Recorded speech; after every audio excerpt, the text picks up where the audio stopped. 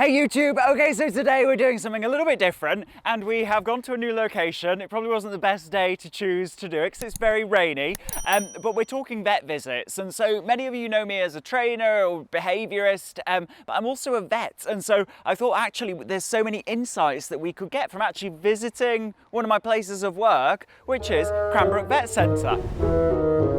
Okay, so the first tip that kind of makes it from, a stressful vet consult to actually one that's pretty stress-free, it actually starts out here in the kind of waiting area or car park outside the vet practice. And so in the vet practice, what you invariably have is lots of animals in the waiting room, from cats to parrots to dogs, you name it, and your dog's probably going to get pretty stressed by that environment. Instead, what you can do is let your vet know that you're there and then wait out here until you are called. That's going to mean that your dog's bucket is more empty. They're going in with kind of a fresh bucket, and that means that anything that might happen in there is not going to fill it too much. Let's head inside for the second tip.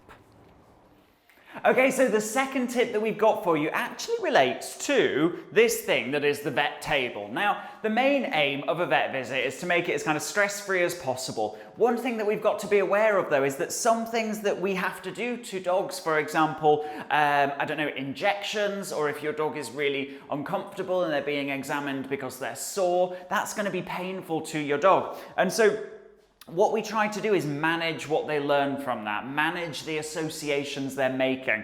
They're creatures of prediction. They're trying to figure out, what might be causing discomfort, what might be causing danger, what might be causing pain. And the last thing that we'd want as a vet is to teach your dog that maybe that maybe a man approaching is the thing that's going to cause pain, or maybe somebody reaching down to them is the thing that's going to cause pain. Instead, if we've got to do something that's likely to be uncomfortable, we need to make it something that's really not that commonly occurring. So, for example, hopping them up on a table, they're going to learn that actually the table's the thing that's causing the discomfort. If anything, hopefully they won't learn anything from that. If you've got a big dog, what you can do is you can use some kind of really obvious visual, like I've had people use a traffic cone and they bring that to their vet appointment, or for small animals that maybe aren't dogs, like rabbits or things like that, a specific towel or a specific blanket that's a certain color and has got really distinctive pattern on it. I know, thank you, yes, you like the table. That is then the predictor of, I know, you like the table, yes, I know. Yes, that is then the predictor of the thing that they are going to worry about.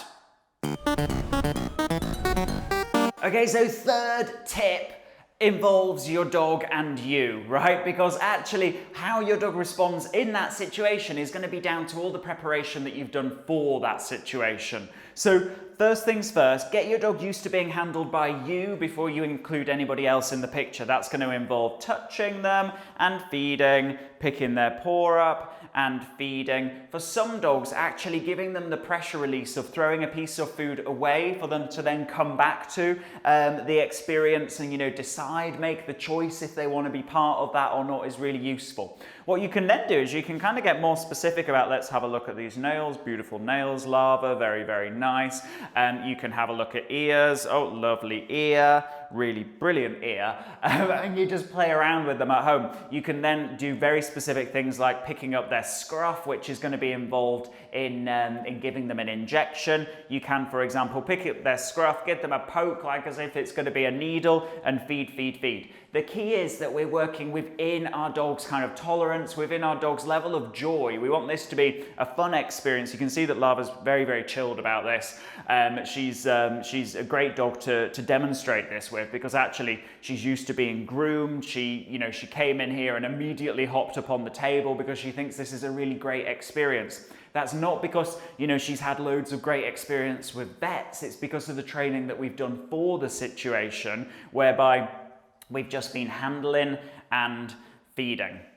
So, final tip in this episode of Absolute Dogs TV is actually make sure to bring your dog to the vet not just when they're in pain, not just when, something's going to happen, maybe an injection or, they're sick. Because if we think about it, like let's think about that time that you had tequila and it made you feel quite sick, right? Now that experience, until you have lots of experiences of thinking that tequila is great and tequila unlocking amazing times, you are going to feel sick when you even think about tequila. When you see the tequila bottle, you are going to feel sick. And of course, that's an extreme example that many of us can relate to. But the point is that we need to be careful not to create this negative association with the vets, with our dogs, right? The extreme example of that is, think about cats. They have such a bad deal because a cat only goes in the car to either go to the vets or to maybe go to the cattery at best. They don't go in the car for anything else, right?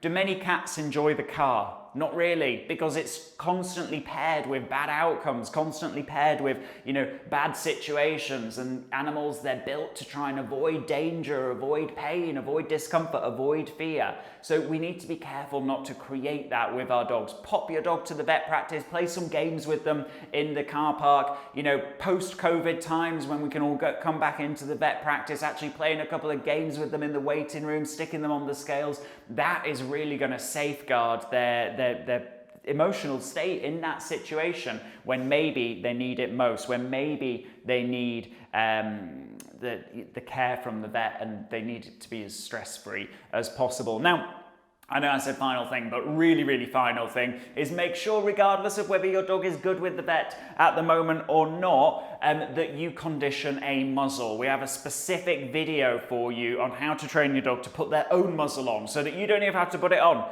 They just put it on themselves. Even though, as you can see, Lava's totally fine with anything that I might do, including a fascination with my stethoscope. Actually, if Lava needed to have a muzzle on, she absolutely could, because she's prepared for it. And one day she might be in extreme pain and that might be needed. So with that, guys, if you haven't already subscribed to the YouTube channel, make sure to do so. Check out that muzzle training video. It is linked below this video, and we will see you next week for the next episode of Absolute Dogs TV.